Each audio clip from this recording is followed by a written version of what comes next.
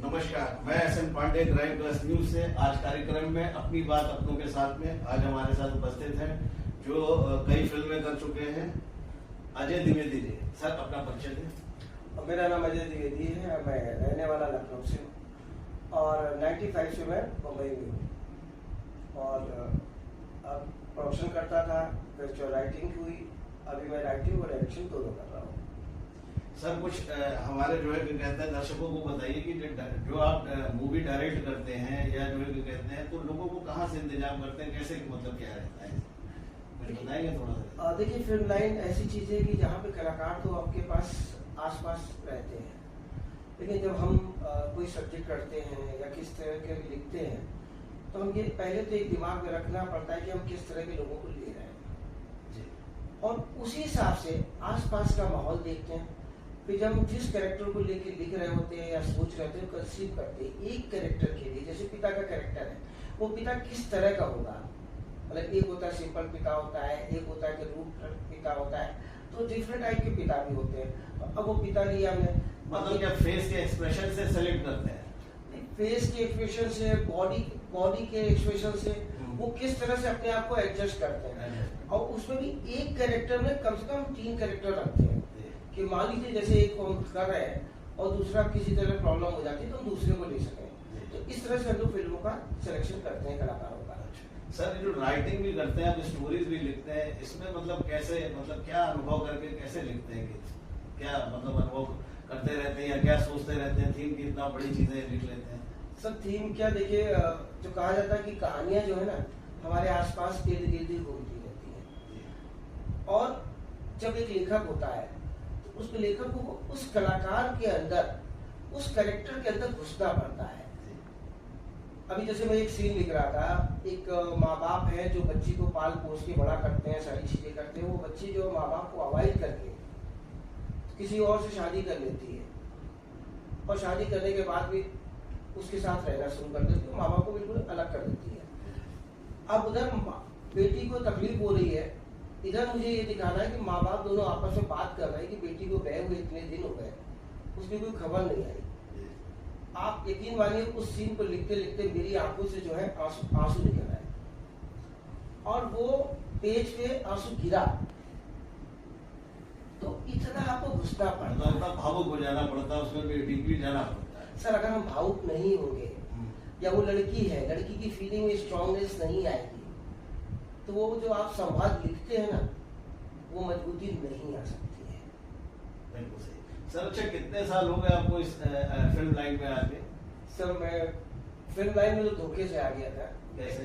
89 में हमारे दोस्त थे, उन्होंने कहा था कि आपको करना है काम, तो उस वजह से आ गए। लेकिन वो धोखा जो था, फिर मैं अपने हिसाब से गया, आगे लोगों से मिला। मैं मिलने के लिए फिर मुझे करीब 2 महीने इंतजार करना पड़ा और जिन लोगों ने कहा था मिलने के लिए उन्होंने मिलाया नहीं। आखिर में मैं नंबर लेके खुद चला गया। उसके बाद उस समय सावन को आने दो आके गई थी तो उन लोगों ने उस पर काम किया था। फिर जब उन्होंने उससे मिला, मैंने कहा मैं एक्टर बनना चाहता हूँ। जैसे हर आदमी को कहता लोग इतना चढ़ा देते हैं कि उसको लगता मैं ही हीरो हूँ, बाकी सब बेकार है। तो मैं उनसे मिला, बातें तो उनका ऐसा है, पहले आप हमारे साथ रहिए, उसको सीखिए, तब आप कलाकार बन गए। तो जब मैं उनके साथ रहा और देखा मैंने कि बड़े बड़े स्टार जिनको मैं बचपन से देख रहा था वो सीरियल में काम कर रहे थे और काम करने के बाद ये तो वो मुझसे पूछते सर मुझे गाड़ी चाहिए, सर मुझे खाना चाहिए।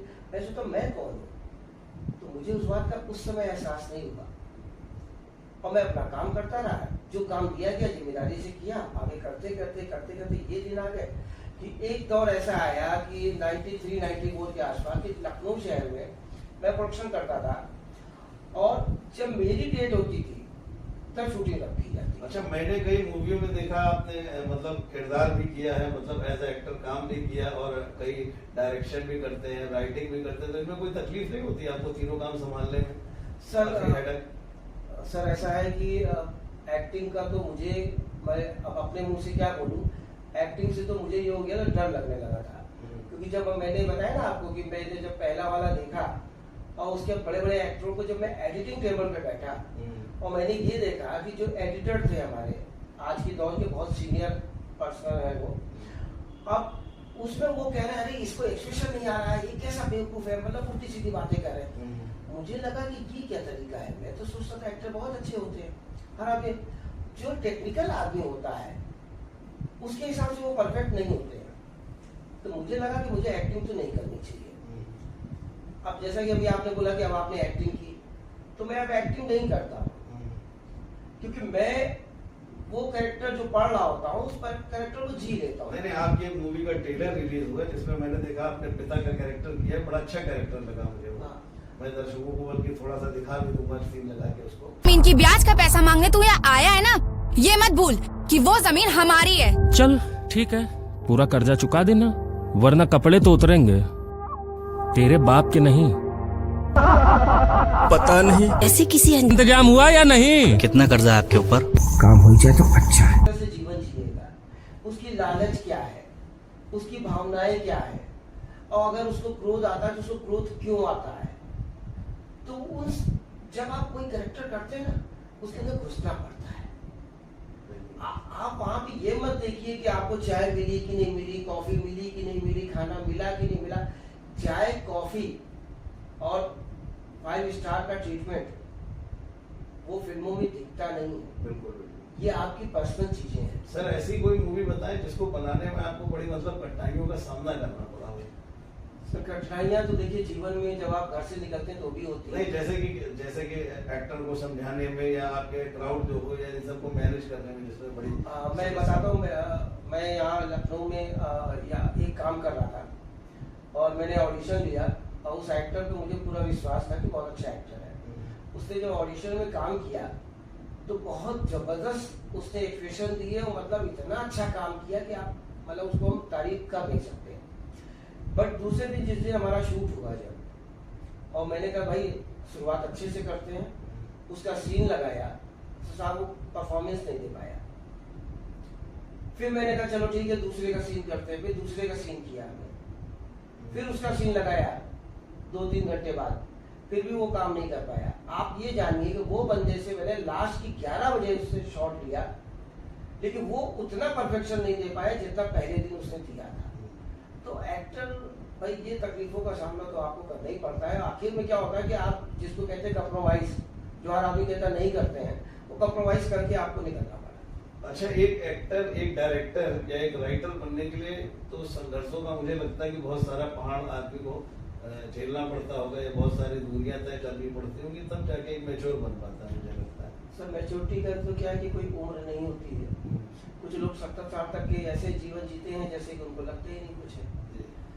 आप जितना फील करेंगे अपने अंदर, एक होता है लक्ष्य, अनुभव, और जैसे कहते हैं आवश्यकता ही आविष्कार की जन्म है। आपको लगता है कि हमको इस तरह से चीजें करनी चाहिए, जब आपको लगता है कि ये क्यों है, कैसे है और कैसे इसको दूर करेंगे, तब आप उन चीजों पे काम करना शुरू करते हैं। और दूसरी चीज, जब आप एक फिल्म लिखते हैं या एक्टिंग करते हैं तो आपको एक्टिंग करनी नहीं है बिल्कुल भी, आपको उस चरित्र में घुस जाना है पूरी तरह से, मतलब डीपली उसको एनालाइज कर लेना है कि हम ये हैं। हाँ, आपने देखा होगा बड़ी बड़ी फिल्में होती है, जो भी सारी चीजें होती है, उसमें कभी किसी एक्टर को ज्यादा मिलने नहीं देते लोगों को। क्यों?